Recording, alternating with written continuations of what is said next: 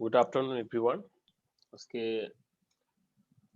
আমাদের এমজিটি 3309 এর যে সাবজেক্টটি আমরা কোর্সটির যে সাব লেকচারটি দেখব সেটি হচ্ছে lecture 4, forecasting and public sales forecasting. তো নুরুল, সবাই বোধহয় শুনতে এবং দেখতে পাচ্ছ? জি স্যার, শুনতেছি স্যার, আচ্ছা। এবং দেখতেছি স্যার। আজকে মোটামুটি ভালো একটি লেকচার বা গুরুত্বপূর্ণ লেকচার, যেটা হচ্ছে যে ফোরকাস্টিং আর সেলস ফোরকাস্টিং।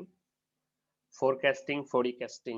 ওকে, তো নাম বা ওয়ার্ডটা শুনে কিন্তু আমরা বুঝতে পারছি যে আমরা খুব বেশি এই শব্দটার সাথে পরিচিত, ওয়েদার ফোরকাস্টিং, তাই না? ওয়েদার ফোরকাস্টিং এর সাথে আমরা অনেক বেশি পরিচিত, এবং সেটার থেকে আমাদের যে সেলস ফোরকাস্টিং একই রকম আমরা বলতে পারি, যে যেভাবে ওয়েদারটা কিরকম হবে, সেটা কি সানি হবে নাকি ফগি হবে, সেটা যেরকম আমরা ফোরকাস্ট করি, ঠিক তেমনি ইন কেস অফ বিজনেস আমরা এটা দেখবো যে কিভাবে আমাদের আমরা নতুন একটা প্রোডাক্ট লঞ্চ করতে পারি। আমাদের পুরাতন প্রোডাক্ট থাকতে পারে যে আজকের ডিমান্ডের চেয়ে কালকের ডিমান্ডটা বা পরবর্তী উইকের ডিমান্ডটা কিরকম হবে, সেটার উপর ভিত্তি করেই কিন্তু তোমাকে আজকে প্রোডাকশনে যেতে হবে, তাই না? মার্কেটে তোমার প্রোডাক্ট শেষ, তারপর তুমি প্রোডাকশনে যাওয়া, তাহলে তো তোমার মার্কেট ধরে রাখা হবে না। মার্কেটে একটা কন্টিনিউটি রাখতে হবে। সো তোমাকে তাহলে একটা প্রেডিকশন করতে হবে যে তুমি যদি আজকে এই এত টন প্রোডাকশন করছো, তাহলে কালকে কত টন বা কত লাখ পিস বিস্কিট তৈরি করতে হবে, সেটা কিন্তু ডিপেন্ড করছে তোমার এই ফোরকাস্টিং এর উপর। তারপর সেই ফোরকাস্টিং অনুযায়ী আমাদের পূর্ব ধারণাকৃত অনুযায়ী বেচা বিক্রি হলো কিনা সেটা আমরা মিলিয়ে দেখি। তো সেটাই আজকে, তারই কিছু প্যারামিটারস রয়েছে, সেগুলো আজকে আমরা একটু জানবো যে কিভাবে করা হয়। তো প্রথমে যদি আসি আমরা, সেটা হচ্ছে ফরকাস্টিং আর সেলস ফরকাস্টিং কি আসলে। এদিকে অনেকজনে অনেকভাবে বলেছে, আমরা যদি সহজ ভাষায় বলতে চাই, বলা হচ্ছে যে sales forecasting is the process of estimating the number of sales for your business over a future period of time. অর্থাৎ ফিউচার পিরিয়ড অফ টাইমে সামনের যে দিনগুলি আসতেছে সেটাতে তোমার কি পরিমাণ সেলস হবে, সেটাই শুধুমাত্র তুমি কি করছো, প্রেডিক্ট করছো, সেটাকে আমরা বলতেছি ফোরকাস্টিং। আরো অন্যভাবে বলছে যে forecasting can be termed as indicator what is likely to happen in specific future time. সামনে কি হবে সেটাকে আমরা স্পেসিফাই করছি, একটা স্পেসিফাই করে একটা টাইমকে স্পেসিফিক্যালি সেটার কথা বলছি in a particular field. Therefore the sales forecast indicates how much of a particular product likely to be sold in a specific future period in a specific market in price.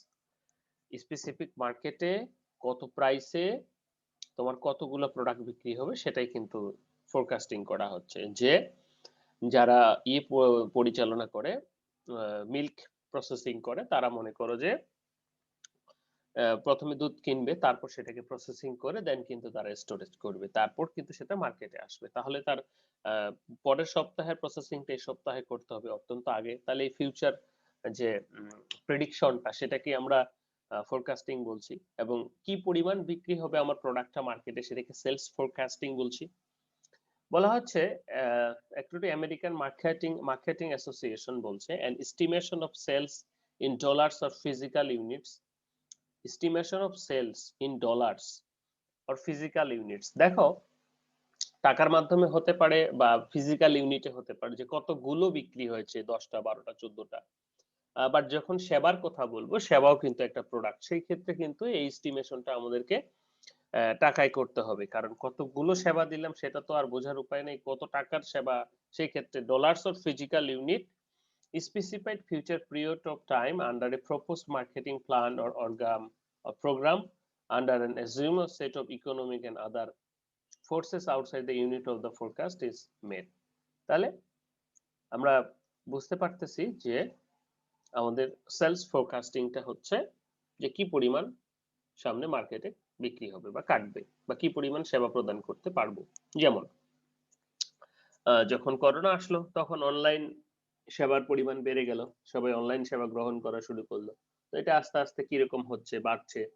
এখন যিনি online বিক্রেতা, অনলাইনে বিক্রি করেন, তিনি নিশ্চয়ই তার product সম্পর্কে ফোরকাস্টিং করছেন যে আগামী দিনগুলোতে কিরকম হবে, মার্চে কিরকম হবে, বা ফেব্রুয়ারি লাস্ট উইকে কিরকম হবে। কারণ এখন তো হোপফুলি টিকা চলে এসেছে, আস্তে আস্তে করোনার প্রভাব ডাউনওয়ার্ড এর দিকে যাচ্ছে, তাহলে তাকে সেভাবে ফোরকাস্টিং করতে হচ্ছে।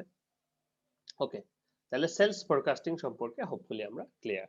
তাহলে যে আগামী দিন কিরকম হবে সেটাই হচ্ছে সেলস ফোরকাস্টিং। তো এখন এটার এই যে সেলস ফোরকাস্টিংটা আমাদের কেন দরকার, এটার ইম্পর্টেন্সটা কি আসলে? এটা তো এরকম করলেই হয় যে লাখ লাখ টন বা লাখ লাখ পণ্য উৎপাদন করলাম, স্টোরেজে রেখে দিলাম, যত সপ্তাহে যত লাগে দিলাম।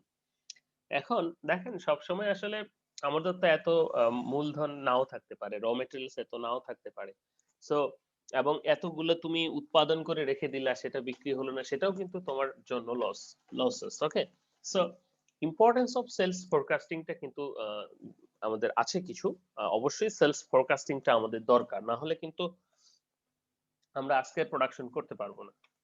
So importance of sales forecasting কি বলছে আমরা এখানে, বলা হচ্ছে the goal of forecasting is not just predicting the future, but শুধুমাত্র ফিউচারে কতগুলো বিক্রি হবে সেটা নয়, but tell you what you need to know the to make meaningful action at this present. আমাকে বর্তমানে কি করতে হবে সেটাও কিন্তু বলে দিচ্ছে, কারণ আজকে যদি আমি উৎপাদন না করি তাহলে ফিউচারে কিন্তু হবে না বিক্রি, মানে কোথা থেকে দেবো আমি?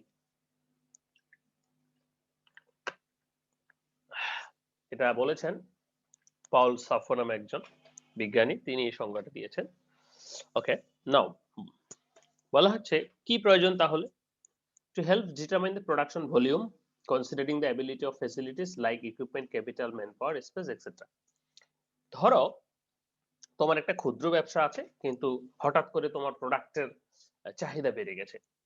তো এই চাহিদা বেড়ে যাওয়ার কারণে তাহলে এখন তুমি সামনের সপ্তাহে কি পরিমাণ প্রোডাকশন করবা, তাহলে এটা তোমাকে প্রেডিক্ট করতে হচ্ছে। তাহলে এইটা প্রেডিকশনটা তোমাকে কিভাবে করতে হচ্ছে, যে কি পরিমাণ তোমার আসবে এবং তোমার মেশিন ক্ষমতা কতটুকু, তোমার ম্যান পাওয়ার কিরকম, তোমার টাকা পয়সা কতটুকু আছে, তার উপর বেস করে কিন্তু তুমি সামনের ইয়েটা করবা, প্রেডিকশনটা করবা। তাহলে প্রেডিকশন করে তুমি তোমার মার্কেট ডিমান্ড অ্যানালাইসিস করে প্রেডিকশন করে যে 50,000 পিস দরকার, এই 50,000 পিস তুমি তোমার দুটো মেশিন দিয়ে কিভাবে উৎপাদন করবা সেটা কিন্তু তোমাকে করতে হবে, মানে তোমার উপর ডিপেন্ড করছে। তাহলে মনে করো সামনের সপ্তাহে প্রেডিকশন হচ্ছে 25,000 পিস উৎপাদন, আরেকটা হচ্ছে 50,000 পিস উৎপাদন। যখন 50,000 পিস উৎপাদন করতে হবে প্রেডিকশনে তোমার আসতেছে, নিশ্চয়ই তোমার 24 ঘন্টা কাজ করতে হবে। আর যখন 25,000 পিস আসতেছে তখন তুমি প্রেডিক্ট করতে পারতেছো যে না, যে ম্যান পাওয়ার আছে এক্সট্রা ম্যান পাওয়ার লাগবে না, এটা দিয়ে আমি করতে পারবো। ঠিক আছে, দেন অলসো কি বলছে, the from of basis sales budget, production budget, natural budget etcetera. বাজেটের একটা ব্যাপার আছে, it's also helps taking decision about the plan expansion and changes in production mix. এবং একই সাথে আমার প্রোডাক্টের কোনো পরিবর্তন আনা দরকার কিনা, আমার র মেটেরিয়ালস চেঞ্জ করা দরকার কিনা, বা এটার মার্কেট রেপুটেশনটা কেমন হচ্ছে, ফিডব্যাকটা কেমন হচ্ছে, দিস আর অলসো ইম্পর্টেন্ট। এবং এগুলোকে প্রিডিক্ট করতে কিন্তু কাজ করছে। ডিসাইডিং পলিসি ডিসাইড, অর্থাৎ সকলগুলোর কথাই যদি আমি বলি, কি পরিমাণ বিক্রি হবে এটার উপর ডিপেন্ড করে কিন্তু সবগুলোই আছে। তোমার প্রোডাকশনের সাথে যে জড়িত সমস্ত কিছু, ম্যান পাওয়ার, মেশিন, বাজেট, সবই কিন্তু related. It facilities and deciding আসেন অ্যাডভার্টাইজিং করতে হবে কিনা, সেলফ কমিটমেন্ট। সো আলটিমেট যদি আমরা বলি যে সবগুলোই কিন্তু মোটামুটি এর সাথে জড়িত, বা ইম্পর্টেন্সটা এখানেই যে ফোরকাস্টিংটা করলে আমরা আমাদের যে অপচয় বা এটা সাধারণত হবে না, এবং সেই সাথে আমাদের কি পরিমাণ কি করতে হবে সেটা কিন্তু আমরা বুঝতে পারি, বা সেটা প্রেডিক্ট করে কাজ করা যায়। তুমি শুধু শুধু তো কোনো শূন্যের উপরে কাজ করতে পারবে না, ইন ভেইনে কোনো কাজ করতে পারবে না। ওকে, তো এই যে ফোরকাস্টিং বা সেলস ফোরকাস্টিংটা কোথায় কোথায় ব্যবহার করা হয়, এটা আসলে সেলস ফোরকাস্টিংটা যদি আমরা বলি এনি কাইন্ডস অফ, যারা সেলস করে তারা সবাই এটাকে ইউজ করতে পারে। সেটা হতে পারে ইন মার্কেটিং এ। মার্কেটিং এর ক্ষেত্রে যেটা হয় যে তুমি সাধারণত কি করো, যে forecast market size, market characteristics, market share, Trends, price etcetera, এগুলোর উপর বেস করে এগুলোকে প্রেডিক্ট করতে সাহায্য করে। ফিনান্স এন্ড অ্যাকাউন্টিং এর ক্ষেত্রে বিশেষ করে, যেমন ব্যাংকে তুমি একজন ম্যানেজার, তুমি অ্যাজাম্পশন করছো যে সামনের সপ্তাহে কি পরিমাণ টাকা জমা পড়তে পারে বা কি পরিমাণ কাস্টমার আসতে পারে। লাইক অপারেশনের ক্ষেত্রে যদি আমরা বলি যে শিডিউলিং, ক্যাপাসিটি প্ল্যানিং, ওয়ার্কিং ওয়ার্কলোডস, তুমি বিল্ডিং উঠাচ্ছ, তাহলে সেই বিল্ডিং এ তোমার এই বিল্ডিংটা কয়দিনে উঠতে পারে, তোমার কতগুলা লেবার লাগাইতে হতে পারে। This are the forecasting. Personal ক্ষেত্রে পার্সোনাল যেটি সেটা হচ্ছে যে number of workers, turnover category etcetera. Human resource এর ক্ষেত্রে থাকছে যে কোনো এক্সপার্টাইজ নিয়ে আসতে হবে কিনা, ঠিক আছে? Like so in all cases we can use this forecasting, okay? And sales cases, marketing cases, we can use marketing forecasting বা sales forecasting. এখন কোথায় ইউজ করব সে তো গেল, মার্কেটে ইউজ করব। Factors consider for sales marketing. তোমার এই মার্কেটিং ফোরকাস্টিংটা করতে গেলে, অর্থাৎ প্রেডিকশনটা করতে গেলে যে ফিউচারে কি পরিমাণ প্রোডাক্ট লাগবে সেইটা যদি তোমার করতে হয়, তাহলে তোমার কিছু ফ্যাক্টরস কিন্তু তোমার অ্যানালাইসিস করতে হবে। সেটা যদি আমরা দেখি যে সেই ফ্যাক্টরস গুলি কি কি, যে কম্পিটিশন। দেখো তুমি মার্কেটে একটা প্রোডাক্ট তোমার চলছে, সামনের সপ্তাহে কি পরিমাণ উৎপাদন করবা, সেই মনে করো তুমি একটা রুটির ফ্যাক্টরি, সামনের সপ্তাহে কি পরিমাণ উৎপাদন করবা, সেই উৎপাদনটা কিন্তু অনেকগুলো বিষয়ের উপর ডিপেন্ড করছে। প্রথমত যদি চলে আসে সেটা হচ্ছে কম্পিটিশন। কম্পিটিশনটা কি বলা হচ্ছে, দেখো তোমার মতো মার্কেটে আরো অনেক ব্রেড রয়েছে, তুমি অল টাইম বিক্রি করো, তোমার মতো আরো অনেকেই রয়েছে। To access the demand, it is main factor to know about the existing and new competitors in the future program. যে তোমার যে এক্সিস্টিং কম্পিটিটরসরা আছে এবং সেই সাথে নতুন কোন কম্পিটিটরস মার্কেটে আসছে কিনা, এন্ড কোয়ালিটি, তাদের কোয়ালিটি প্রোডাক্ট সেলস, সেগুলো কিন্তু তোমাকে জানতে হচ্ছে। কারণ মার্কেটে একটা নির্দিষ্ট পরিমাণ জনসংখ্যা থাকে বা একটা নির্দিষ্ট পরিমাণ ক্রেতা ধরে নেওয়া হয়, তো সেই নির্দিষ্ট পরিমাণ ক্রেতাটা সাধারণত বিভিন্ন প্রকার কোম্পানির মধ্যে কি ভাগ হয়ে যায়। তারা কি করে, মনে করো 500 পিস এই নর্দার্নের এলাকা ইউনিভার্সিটির এরিয়াতে শুক্রবারে প্রেডিক্ট করতেছে সবাই 500 পিস 1000 পিস ইয়ে লাগবে, খিচুড়ি মুরগি লাগবে। তো এখন ওখানে অনেকগুলো দোকানদার আছে, তারা সবাই কিন্তু ওই 1000 পিসকেই টার্গেট করতেছে, বাট এখানে কিন্তু অন্যান্য কম্পিটিটরও আছে। সবাই যদি 1000 পিস করে রেডি করে তাহলে কিন্তু সবগুলো তো বিক্রি হবে না, কারণ যারা কাস্টমার আছে তারা শুধু কিন্তু 1000 পিসই নিতে পারবে। সেজন্য ওই দোকানদার সমূহদের কি করতে হবে, থিঙ্ক করতে হবে বা ফোরকাস্টিং এভাবে করতে হবে যে তাদের আরো যে কম্পিটিটর আছে তারা কিরকম, আবার নতুন কোন দোকান আসতেছে কিনা, তাদের খিচুড়ির মান কিরকম, তারা কতটুকু প্রোডাকশন করতে পারে, এই সমস্ত বিবেচনা করে তাকে প্রিডিকশন নিতে হবে। বা সে যদি মনে করে যে তার কোয়ালিটি ভালো এবং সেই সাথে ফিডব্যাক ভালো, রেসপন্স ভালো, সেই ক্ষেত্রে সে তখন 500 পিস বা মোর দেন 600 পিস এরকম প্রোডাকশন করবে, সে কিন্তু কখনো 1000 পিস করবে না। So this competition is much more related to forecasting. তারপর হচ্ছে যে চেঞ্জেস ইন টেকনোলজি। টেকনোলজি চেঞ্জের ক্ষেত্রে বিশেষ করে দেখো যে এখন কিছু অ্যাডভান্সমেন্ট টেকনোলজি চলে এসছে, যার ফলে কিন্তু নতুন নতুন প্রোডাক্ট চলে আসতেছে, এন্ড সেগুলো টেস্ট এবং কনজিউমার ভিউটা সেটা কিন্তু চেঞ্জ হচ্ছে। এটাও কিন্তু তোমার মাথায় রাখতে হবে যে তুমি একইভাবে খিচুড়ি বানাচ্ছো, কিন্তু হঠাৎ করে একজন খিচুড়ি বিক্রেতা আসলো, সে কি করছে সেটা সুন্দর ডিজাইন প্যাকেটে পার্টস নিয়ে এসেছে, এবং তুমি যেভাবে পরিবেশন করছো তোমার থেকে অনেক বেশি আরো হাইজেনিক বলবো, যে আরো অনেক বেশি সফিস্টিকেটেড, অর্থাৎ ধুলাবালি ময়লা ইত্যাদি নাই, এগুলো ফ্রি, মানে ভালোবাসে পরিবেশন করছে, তখন আলটিমেট কি হবে, তোমার কাস্টমাররা কিন্তু তার কাছে চলে যাবে। So you should know about the modern technologies, okay?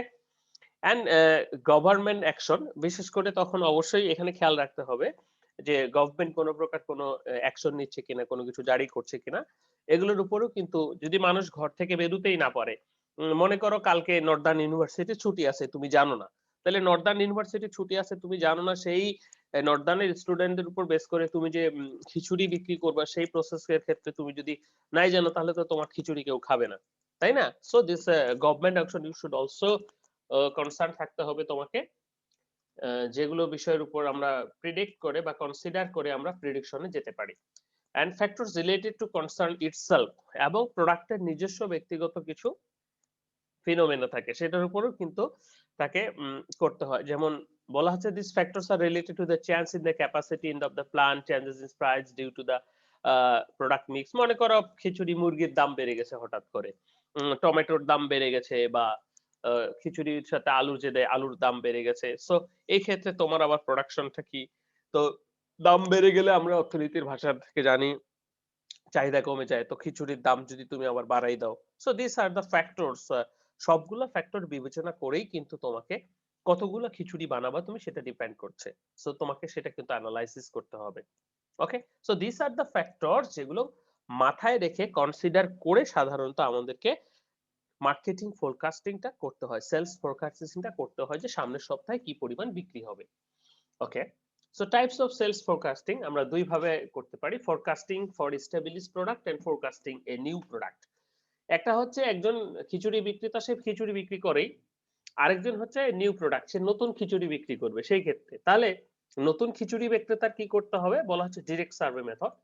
Say survey করবে যে এখানে কে খিচুড়ি বেচে, কার খিচুড়ি কিরকম, কে কিরকম, কোনটা চলে, কোনটার কোয়ালিটি কিরকম। ডিরেক্ট সার্ভে মেথড অথবা ইনডিরেক্ট সার্ভে মেথড। আ তোমাদের কাছ থেকে স্টুডেন্টদের কাছ থেকে শুনছে ওই হাউস ক্যাম্পে দাঁড়ায় যে খিচুড়ি কিরকম, ইনডিরেক্ট সার্ভে মেথড। অথবা কোম্পানি উইথ এস্টাবলিশড প্রোডাক্ট। তারপর সে যে খিচুড়ি করছে সেটার যে উম ইয়াটা সেটা আমি যদি কালকে নিয়ে যাই স্টুডেন্টরা খাবে কিনা, এটা যদি ভালো করে রান্না করি তাহলে অবশ্যই খাবে, বা সেটার সাথে বর্তমান যেগুলো আছে তারপর লিমিটেড মার্কেট ট্রায়াল সে মনে করো ৫০ টা বা ১০০ টা খিচুড়ি নিয়ে আসলো দেখার জন্য যে স্টুডেন্টরা এটাকে কিরকম খায়। ঠিক আছে? সো এটা একটা নতুনের ক্ষেত্রে তাকে কিন্তু অনেক সার্ভে করতে হয় যে নাহলে তো সে টিকতে পারবে না, কারণ এক্সিস্টিং অনেকগুলো প্রোডাক্ট কিন্তু মার্কেটে আছেই। নাও ফোরকাস্টিং ফর এস্টাবলিশড প্রোডাক্ট। এখন তুমি যে আগে থেকেই বিজনেস করতেছো, তোমাকে কিন্তু কি চিন্তা করতে হচ্ছে? যে প্রজেকশন মেথডে তুমি এটা ফোরকাস্টিং চিন্তা করতে পারো। Related information method, market research যে আর কেউ নতুন আসছে কিনা বা কি অবস্থা, আ কেউ প্রোডাক্টের কোয়ালিটি উন্নত করছে কিনা, জুরি এক্সিকিউটিভ অপিনিয়ন অথবা তোমার কোনো প্যানেল বোর্ড থাকতে পারে তাদের কাছ থেকে তুমি চিন্তা করতে পারো, অপিনিয়ন নিতে পারো যে কি হচ্ছে। তারপর সেলস ফোর্স কম্পোজিট মেথড, এই যে মেথড গুলো রয়েছে সেগুলো এখন আমরা একটু আলোচনা করব যে কিভাবে আমরা একটা নতুন প্রোডাক্ট এবং এক্সিস্টিং প্রোডাক্টের সেলস ফোরকাস্টিংটা করতে পারি। প্রথমে নিউ প্রোডাক্টের ক্ষেত্রে বলা হচ্ছে ডিরেক্ট সার্ভে মেথড। অবশ্যই তোমাকে সার্ভে করতে হবে। তুমি একটা প্রোডাক্ট নিয়ে আসতেছো।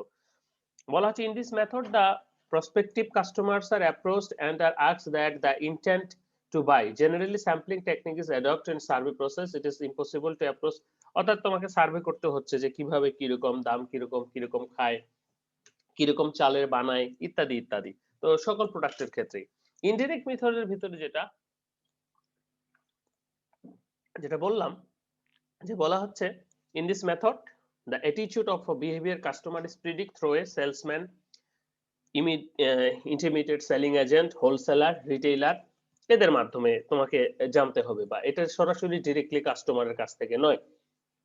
তখন সেটাকে মনে করো খিচুড়ি ব্যবসা করবা, তুমি এসে এখানে যারা দোকানদার আছে তাদের সাথে কথা বললা, বা আশেপাশে যারা ব্যবসা করে তাদের সাথে কথা বললা যে কিরকম কি। তখন সেটা হচ্ছে ইনডিরেক্ট সার্ভে মেথড। অর্থাৎ যখন কাস্টমারের সরাসরি তুমি আসতেছো না। তারপর কম্পারিং উইথ এস্টাবলিশড প্রোডাক্ট, এবং তখন তুমি কি করছো? তোমার যে প্রোডাক্টটা হচ্ছে সেটা যে এস্টাবলিশড যে প্রোডাক্টটা আছে সেটার সাথে কিন্তু তুমি কম্পেয়ার করছো এবং সেটার গুণগত মান তুমি দেখছো। ঠিক আছে? তো সেই ক্ষেত্রে কাস্টমারের লয়ালিটিটা কিরকম, তারা এটা অ্যাকসেপ্ট করবে কিনা।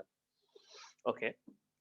লিমিটেড মার্কেট ট্রায়াল করবা তুমি তারপর যে বেচা বিক্রি হচ্ছে কিনা, হলে তার উপর বেস করে নতুন প্রোডাক্টের পরবর্তী ধাপে যেতে হবে। এটা হচ্ছে নতুন প্রোডাক্টের ক্ষেত্রে। ফোরকাস্টিং এস্টাবলিশড প্রোডাক্টের ক্ষেত্রে বলা হচ্ছে প্রজেকশন মেথড। প্রজেকশন মেথডটা কি? মনে করো তুমি আগে থেকেই ব্যবসা করছো, যেহেতু তোমার ব্যবসা এস্টাবলিশড, সেটা হচ্ছে historical data, future trend can predict to some extent. তো এই সমস্ত এনালাইসিস করে যে পরীক্ষার আগে এবং পরে, পরীক্ষার আগে খিচুড়ি বিক্রি বেশি হয় কারণ তখন স্টুডেন্টের পরিমাণ বেশি আসে, কিন্তু পরীক্ষার পরের সপ্তাহটা সাধারণত পরীক্ষা শেষ হলে সেরকম হয় না। This are the projection method. Historical data analysis করে তুমি অ্যানালাইসিস করছো যে কালকের সপ্তাহটা কিরকম বিক্রি হবে। রিলেটেড ইনফরমেশন মেথড, এছাড়াও এর সাথে আরো কিছু রিলেটেড ইনফরমেশন যদি থাকে সেগুলোকে অ্যানালাইসিস করতে হয়। যেমন বলা হচ্ছে in this method predictor which very directly with the sales volume in pound for the complete. যেমন এখানে একটা উদাহরণ দেওয়া আছে যে যারা শিশুদের বানায়, কাপড়-চোপড় বানায়, তারা চিন্তা করছে, তারা প্রেডিক্ট করতেছে যে কি পরিমাণ শিশু জন্মগ্রহণ করছে তার উপর বেস করে কিন্তু তারা এই কাপড়-চোপড় বানাচ্ছে বা বানাচ্ছে। তো এখন রিলেটেড ইনফরমেশন বলতে হঠাৎ করে মনে করো যে কালকে নর্দানে নবীনবরণ অনুষ্ঠান। এটা সেই বিক্রেতা জানে, তাহলে কি রিলেটেড ইনফরমেশন জানলে সে কি করবে? আরো বেশি করে প্রিপেয়ার করবে। লাইক অথবা সে যদি জানে যে নর্দার্ন ইউনিভার্সিটি নিজেই খাবার বিতরণ করবে সকল স্টুডেন্টের, তাহলে সেই ক্ষেত্রে কিন্তু তার মার্কেটিং বেচা বিক্রিটা কিন্তু কমে যাবে। So related information method, market research বলা হচ্ছে through critical analysis market forces, changing pattern, socio economic pressure, political changes and demands of the product. তো এখানে কিছু পলিটিক্যাল প্রেসার আছে, তুমি চাইলেই বা সেটার উপর ট্যাক্স কর না দিলে আবার তোমাদের ধরে নিয়ে যাবে, খিচুড়ি বেচতে দিবে না ইত্যাদি। এটার উপর ডিপেন্ড করেও কিন্তু তোমাকে মার্কেট রিসার্চ করতে হয়। Socio economic pressure, political changes like. And jury or executive opinion method, এটার মাধ্যমে যেটা হয়, মনে করো তুমি এখান থেকে আগে থেকেই দোকান করো, তোমার বাবা আগে থেকেই দোকান করে, তুমি নতুন এখানে দোকান আসছো। তো সেই ক্ষেত্রে যারা সাধারণত একদম এক্সপেরিয়েন্সড হয় তারা কিন্তু অনেক দিনের অভিজ্ঞতা থেকে বলতে পারে যে হ্যাঁ। তো এই ধরনের জুরি বা এক্সিকিউটিভ ওপিনিয়ন মেথড চালু আছে, যেমন তোমার কোম্পানির যারা এরকম ম্যানেজার, এমডি, তারা সাধারণত কয়েকজন বসে এরকম ডিসাইড করে যে হ্যাঁ, সামনের সপ্তাহে বা সামনের মাসের জন্য আমরা কি পরিমাণ প্রোডাক্ট উৎপন্ন করব, তাদের অভিজ্ঞতার মতামত নেওয়া হয়। এরপর হচ্ছে সেলস ফোর্স কম্পোজিট মেথড। বলা হচ্ছে এটা হচ্ছে views of salesman, traders, middleman and group and estimator accordingly. দেখো, একটা হচ্ছে টপ জুরি এক্সিকিউটিভ, যেটা সেটা টপ ম্যানেজমেন্ট বা সাধারণত অভিজ্ঞ ব্যক্তিদের হয়। কিন্তু যারা সেলস করে, বিক্রি করে, সরাসরি মাঠে কাজ করে, তারাও কিন্তু আহ, তারাই কিন্তু অ্যাকচুয়ালি জানে, প্রিডিক্ট করে যে যে চানাচুর রুচি চানাচুর দিয়ে ডিস্ট্রিবিউট করে বেড়ায়, সে কিন্তু জানে যে এটা ডিমান্ড কিরকম, কিরকম, সে কিন্তু এটার সাথে পরিচিত। সো তাদের কাছ থেকেও ইনফরমেশন নিয়েও কিন্তু সাধারণত এই যে প্রেডিকশনটা করা যেতে পারে। সেলস ফোর্স কম্পোজিট মেথড, যে সেলসম্যান, ট্রেডার্স, মিডলম্যান, এই সবগুলোর একসাথে করে কম্পোজিট করে তুমি ডিসিশন নিচ্ছ যে হ্যাঁ, সামনের সপ্তাহে তোমার এই প্রোডাক্টটা উৎপাদনে যাবে কিনা বা কতটুকু যাবে। ওকে।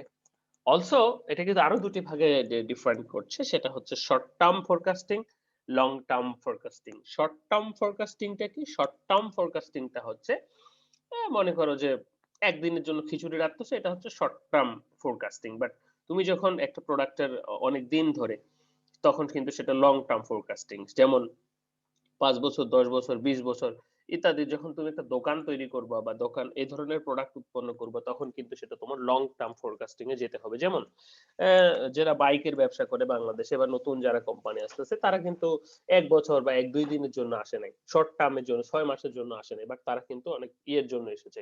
আবার কিছু প্রোডাক্ট আছে যারা শর্ট টার্ম মেয়াদি বা অল্প সময় মার্কেটে এসে চলে যায়। ঠিক আছে? সেজন্য সেটা বা মার্কেটে কত দিন থাকছে সেটার উপর ডিপেন্ড করেও কিন্তু করা হয়। সো নাও, যে methods used for sales forecasting. তো আমরা কিছুক্ষণ আগে ইয়েগুলো জানলাম, যে আমাদের যে মেথডস গুলি সেগুলো সার্ভে মেথড ফরকাস্টিং এর জন্য, নতুন প্রোডাক্টের জন্য, পুরাতন প্রোডাক্টের জন্য। ওকে, অনেকগুলো ইস্যু জানলাম। এটার আরো কিছু মেথড রয়েছে, যেটাকে আমরা কোয়ালিটেটিভ মেথড এবং কোয়ান্টিটেটিভ মেথডস বলছি। কোয়ালিটেটিভটা আমরা সবাই জানি যে এটা হচ্ছে প্রিডিকশনের উপর, এখানে কোনো ডাটা নেই অ্যাকচুয়ালি। বাট যেটা কোয়ান্টিটেটিভ সেটা কিন্তু স্ট্যাটিস্টিক্যাল ডাটা, অর্থাৎ ডাটা অ্যানালাইসিস করে কোয়ান্টিটি আছে, অ্যামাউন্ট অফ নাম্বার আছে। বাট কোয়ালিটেটিভের ক্ষেত্রে দেয়ার ইজ নো অ্যামাউন্ট, মানে নাম্বার নাই কোনো। হ্যাঁ, ধারণা আছে। আমরা যদি বলি কম, বেশি, অল্প, তো এটার মাধ্যমে কি বোঝায়? এখানে কিন্তু কোনো নাম্বার বোঝাচ্ছে না। বাট আমরা যদি বলি ১০, ২০, ২৫, সেই ক্ষেত্রে কিন্তু নাম্বার বোঝাচ্ছে। সো কোয়ালিটেটিভ মেথডটা যেটা করে, যে estimation of through the opinions of expert, যেটা আমরা শুনে আসলাম, যে অপিনিয়ন অফ এক্সপার্ট এবং sales personnel, market research, Delphi type method, অর্থাৎ আহ, ধারণার উপর যে হ্যাঁ এরকম হতে পারে, এইরকম করতে হবে, এটাকে আমরা কোয়ালিটেটিভ মেথড বলছি। তো এই কোয়ালিটেটিভ মেথড গুলো আবার হতে পারে যেমন গ্রাসরুট মেথড, মার্কেট রিসার্চ। গ্রাসরুটটা কি? বলা হচ্ছে যে driving future demand by asking person closest to the customer. অর্থাৎ কাস্টমারকে সরাসরি বা পার্সন, এরকম যে কাস্টমারের কাছে এরকম কাউকে সরাসরি জিজ্ঞেস করে যখন আমরা প্রেডিক্ট করব, তখন সেটা গ্রাস। মার্কেট রিসার্চ, যে মার্কেট পুরোটা, যে কাস্টমার হ্যাবিট, নিউ প্রোডাক্ট আসলে কাস্টমারের বিহেভিয়ারটা কিরকম হয়, এটা অ্যানালাইসিস করছি, সেটাকে আমরা মার্কেট রিসার্চ বলছি। তারপরে প্যানেল কনসেনসাস, বলা হচ্ছে একটা প্যানেল থাকবে, যেটা এর আগে বললাম একটু আগে, যে প্যানেল, তারা এক্সপার্টিস থাকবে, তারা এটাকে দিবে, যে ম্যানেজিং ডিরেক্টর তারা একটা বলবে, অ্যামাউন্ট বলবে যেটা। তারপর হচ্ছে হিস্টোরিক্যাল অ্যানালজি, এটার হিস্টোরিটা জানা দরকার, যে এখানে এই এলাকার মানুষ কিরকম এই প্রোডাক্টটাকে আগে কিরকম ইউজ করতো, এখন কিরকম চলে। আছে না, এক এক এলাকায় এক এক প্রোডাক্ট চলে, বা এক এক এলাকায় এক এক, মনে করো যে সুরেশের খাঁটি সরিষার তেল, আবার কোথাও দেখো আলাউদ্দিনের সরিষার তেল, ঠিক এরকম চলে। অ্যান্ড ডেলফি মেথড যেটা হচ্ছে যে দেখো সবসময় যদি আমরা ইয়েটাই করি, শুধুমাত্র টপ ম্যানেজমেন্টের কথা মেনেই প্রেডিকশনে যাই, সেক্ষেত্রে কিন্তু আমাদের কিছুটা বায়াসনেস থাকে বা ভুল হয়ে যায়। তো আমরা যখন যারা সেলার, অ্যাকচুয়ালি যারা বিক্রি করে তাদের কথা শুনবো বা তাদের কথা থেকেও যখন আমরা প্রেডিকশন করব, সেটা কিন্তু অ্যাকচুয়ালি, তো সেটাকে আমরা ডেলফি মেথড বলছি, যে অ্যাকচুয়ালি যারা এটার সাথে রিলেটেড তাদের কাছ থেকে ধারণা নিয়ে যখন আমরা প্রেডিকশনে যাব।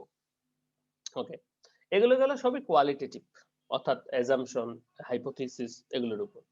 এরপরে আসি আমরা কোয়ান্টিটেটিভ, অর্থাৎ যেখানে আমরা হিস্টোরিক্যাল ডাটা নিয়ে কাজ করব, অর্থাৎ ডাটার উপর বেস করে অ্যানালাইসিস করে আমরা যাব।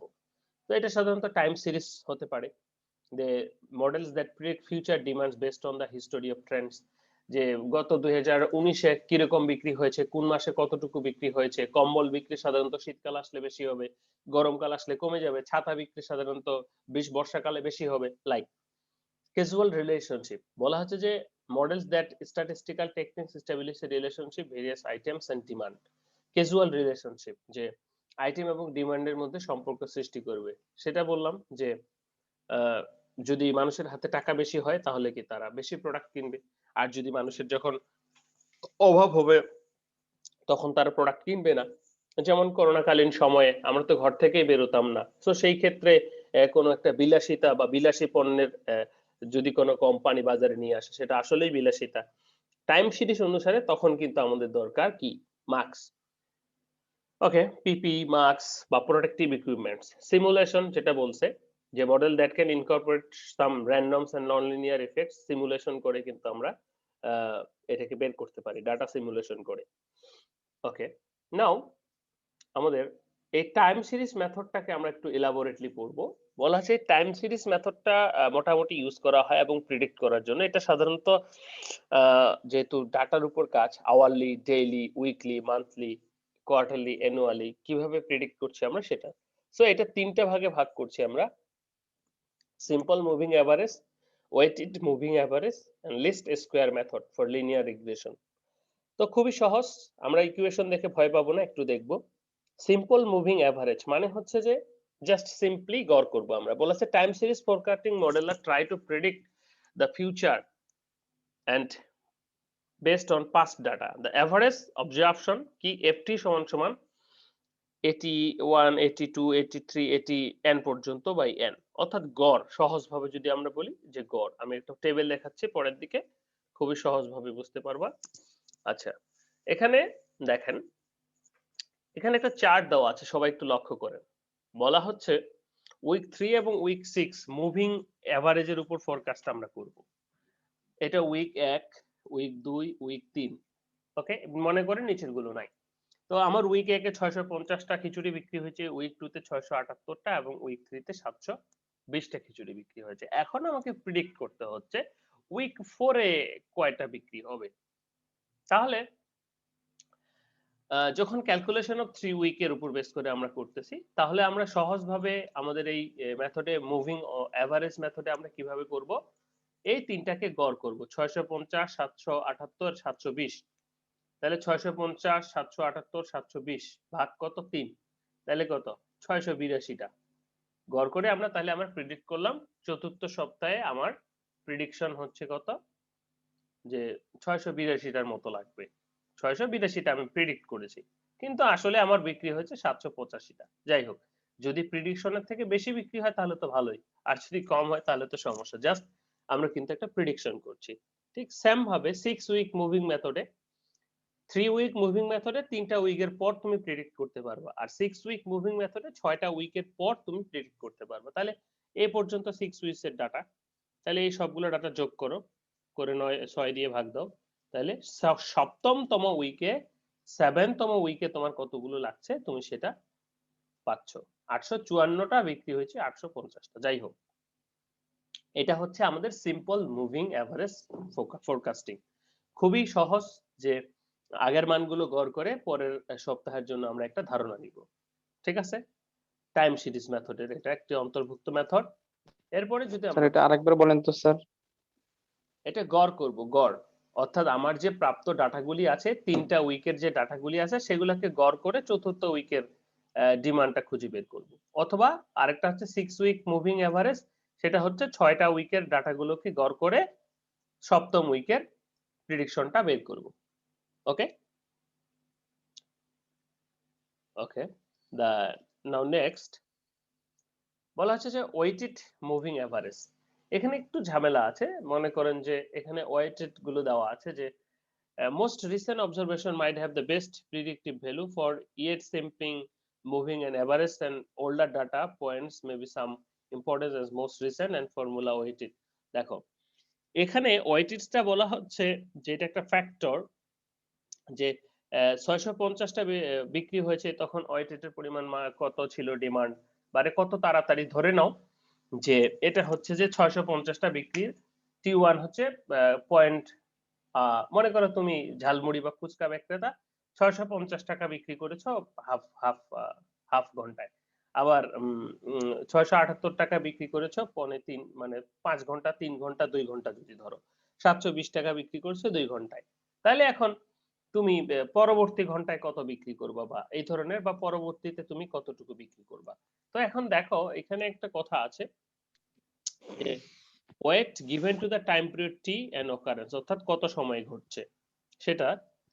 দেখো 650, 708, 678, 720 ডিমান্ড কিন্তু আস্তে আস্তে বাড়ছে বিক্রি। তো এই পাশে টির মান কত আছে 0.5, 0.3, 0.2, এটা কিন্তু উল্টাপাল্টা দেওয়া আছে। এটা কিন্তু তোমাকে ঠিক করে নিতে হবে, কারণ 720টা বিক্রি করতে হলে তোমার ভ্যালুটা অবশ্যই কি হবে, বেশি হবে। টি তাহলে সময় বেশি লাগবে 0.5, 778টা 0.3, আর 650টা T1। তো এখন তুমি কি করছো দেখো, এগুলাকে গুণ করে যোগ করছো। 650 মানে প্রথমে তাহলে 720 ইন্টু 0.5, 7.5 ইন্টু 720 গুণন যোগ 678 গুণন 0.3, 0.3 গুণন 678 যোগ তাহলে কি 650 গুণন 0.2, 650 গুণন 0.2 গুণ করে যোগ করলে যে পাচ্ছি 693। এটা হচ্ছে আমার পরবর্তী সপ্তাহের প্রেডিকশন। ক্লিয়ার? এটা ডিপেন্ড করছে যে তুমি যে 650টা বিক্রি করছো একটা সপ্তাহের কয় দিনে বিক্রি করছো, 5 দিনে হতে পারে, মানে কত টাইমের উপর ডিপেন্ড করছে। তখন আমরা কি করছি, ডিমান্ডটাকে টাইম দিয়ে গুণ দিচ্ছি। এটা হচ্ছে ওয়েট মুভিং এভারেজ, মানে ওয়েট বলা হচ্ছে টাইম ফ্রেমটাকে, ঠিক আছে, যে টাইম পিরিয়ডটাকে কত সময়ের মধ্যে সেটা ঘটেছে সেটাকে। তো এভাবেও আমরা বের করতে পারি। আরেকটা রয়েছে আমাদের, সেটা হলো যদি বলি যে least square method or linear regression. এটা এটা সাধারণত আমরা অনেকগুলো ডাটা একসাথে নিয়ে করতে পারি। তো দেখো এখানে ইকুয়েশন গুলো যদি আমরা বলি, আমাদের ফাইনাল ইকুয়েশন হচ্ছে y is equal to a plus bx। এখানে y এর মানটা আমরা বের করব, এটা আমাদের প্রেডিকশন। তাহলে এখানে আমার a এবং b বের করতে হবে। সহজ ভাবে বুঝো, a এবং b বের করার জন্য আমাদের দুটো সূত্র রয়েছে। b is equal to summation of x y minus n x bar into y bar, নিচে x square minus n x bar square, এখানে y বার b x বার। এ বার মানে হলো গড়। তাহলে এখন দেখো সেলস y, তো এই সেলসটাকে যদি আমরা গড় করি তাহলে সেটা কি হবে, এভারেজ 447.25, এটা কি y বার। x কি, মানে করো অ্যাডভার্টাইজিং বা টাইম ফ্রেম যেটাই বলি না কেন, তো সেটার গড় যদি করি সেটা হচ্ছে x বার। হয়েছে x বার y বার, x স্কয়ার y স্কয়ার তো সহজে বের করতে পারবো গুণ করে। এখন আমাদের চলে যেতে হবে কোথায়, b এর মান বের করতে। এখানে কি কি লাগবে, x ইন্টু y, যে সপ্তাহটা বের করবো x থাকছে y থাকছে মাইনাস n, কতগুলা এখানে n, 4টা, n এর মান কত 4টা, তাহলে n, ঠিক আছে, minus x bar 147, y bar 51.25, নিচে x square this value x square by n 4 x bar square মানে হচ্ছে x এর বার কোনটা 51.25 স্কয়ার। ওকে, এই সূত্র ফেলে b এর মানটা বের করে নিলাম। এরপর দেখো এখানে b এর মান যদি জানা হয়, y এর মান আমরা জানি, x এর মান আমরা জানি, তাহলে এর মানটা পাবো। তাহলে এর মানটা পেলে y সমান সমান a প্লাস b x, সহজেই পেয়ে গেলাম। ওকে, এটার মাধ্যমে কিন্তু আমরা আমাদের প্রেডিকশনটা করতে পারি। এই অঙ্কটা এখানে করে দেওয়া রয়েছে। আর এখন একটু আমরা আসবো যে আমাদের ফোরকাস্টিং হয়ে গেল। তো এই ফোরকাস্টিংটা আমরা কিভাবে একটা কোম্পানির মাধ্যমে how can company forecast across the enterprise, একটা কোম্পানি কিভাবে এই ধারণাটা পেতে পারে তার সেলস এর উপর বেস করে, প্রথমত তার সেলস কিরকম হচ্ছে সেটার উপর, ফিনান্স কিরকম আসছে, মার্কেটিংটা কিরকম হচ্ছে, সাপ্লাই চেইনটা কিরকম এবং আইটি কিরকম, এগুলোর উপর বিশেষ করে সে ধারণাটা নিতে পারে, যেটা আমরা ইতিপূর্বে বহুবার আলোচনা করেছি। এখন হোয়াট আর দ্য কি সেলস অর ফোরকাস্টিং চ্যালেঞ্জেস, আসলে এই ফোরকাস্টিং এর চ্যালেঞ্জ গুলি কি কি? প্রথম চ্যালেঞ্জ হচ্ছে অ্যাকুরেসি এন্ড মিসট্রাস্ট।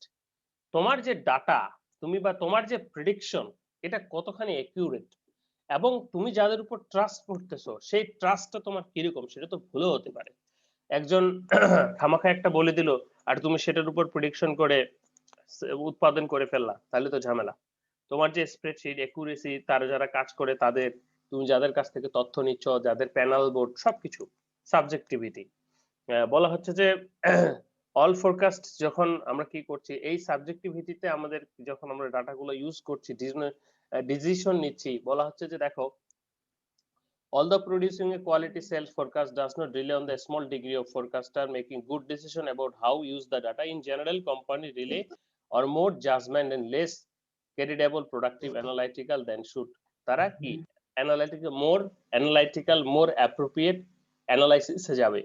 তো এই অ্যানালাইসিসটা যদি ঠিকঠাক না হয়, আমার এখানে কিন্তু ফোরকাস্টিংটা ভালো হবে না বা চ্যালেঞ্জটা থেকে গেল।